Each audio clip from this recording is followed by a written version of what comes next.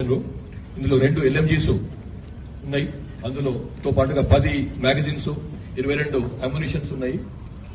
అట్లాగే Colt rifle, అమెరికాలో US లో తయారైనటువంటి కోల్ట్ రైఫిల్ కూడా ఉంది. అందులో ఒక రైఫిల్, 4 మ్యాగజైన్స్ తో పాటుగా 78 రౌండ్స్ కూడా ఉన్నాయి.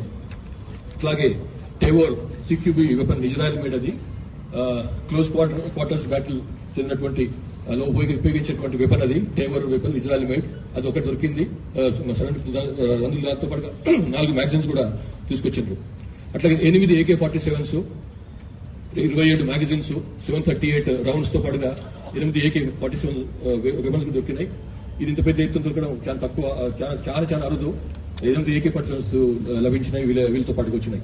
ఇన్సాస్ వెపన్స్ 10, అందులో 28 మ్యాగజైన్స్, 701 రౌండ్స్. అట్లాగే SLR 8 weapons, 20 magazines and 509 rounds. ఇవి కాకుండా బ్యారెల్ గ్రెనేడ్ లాంచర్ 4, వాటితో పాటుగా 26 రౌండ్స్ కూడా, plus single shots 11 weapons with 74 magazine, grenades 2, air గన్లు 1, .303 రౌండ్స్ మాత్రమే 39. తర్వాత హెలికాప్టర్ ఉపయోగించేటువంటి హెలికాప్టర్ కూలించేందుకని చెప్పి ఉపయోగించేటువంటి అమ్యునిషన్ 19 కూడా దొరికింది.